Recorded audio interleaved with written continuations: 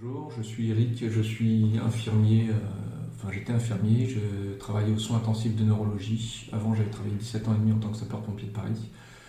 Je suis papa de deux enfants, j'en attends un troisième. Ma femme est soignante aussi, elle est en arrêt maladie suite à une grossesse, un début de grossesse qui était compliqué.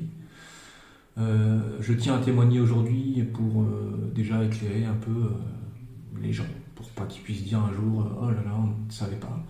Je aussi tiens à préciser que je suis ni d'extrême droite, ni d'extrême gauche, ni du centre. J'ai pas d'étiquette, je suis plus friand des idées que des partis. Je travaille actuellement en intérim pour essayer de subvenir aux besoins de ma famille.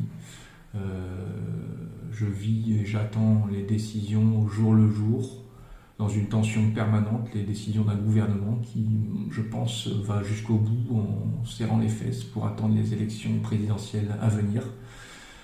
Et nous, on en fait les frais. Je ne suis pas vacciné et mes raisons sont multiples. Je vais essayer d'être clair et concis. Déjà, premièrement, on est face à un vaccin expérimental. Donc ça, il faut bien que tout le monde le sache. Je fais partie d'une tranche d'âge qui n'est absolument pas à risque. Alors on va me dire, on va me sortir qu'il y a eu 300 décès de ma tranche d'âge, mais c'est infime par rapport aux millions qu'on représente. On va aussi me dire que je dois me vacciner en tant que soignant parce qu'il faut absolument que je protège mes patients. Mais depuis déjà la mi-juillet, le CDC aux États-Unis a prouvé dans les différents clusters qui ont été trouvés au Massachusetts et aussi en Guyane française que les vaccinés étaient autant touchés que les non-vaccinés en termes d'infection et en termes de portage du virus.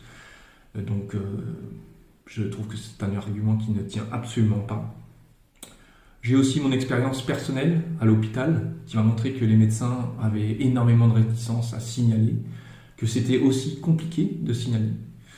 J'ai aussi observé dans mon hôpital que dès le mois d'août, on avait 53%, alors attention, pas d'affolement, il y avait eu 7 morts du Covid au mois d'août, des personnes âgées, et que 53% étaient doublement vaccinés.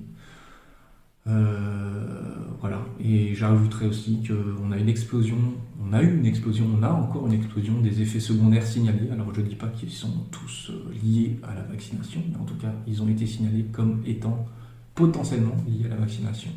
Et rien que pour tout cela, j'estime qu'il est de mon devoir de me protéger, de protéger ma famille. Et donc j'applique ce que le gouvernement est incapable de faire, c'est-à-dire le principe de précaution à ma personne et aux gens de ma famille.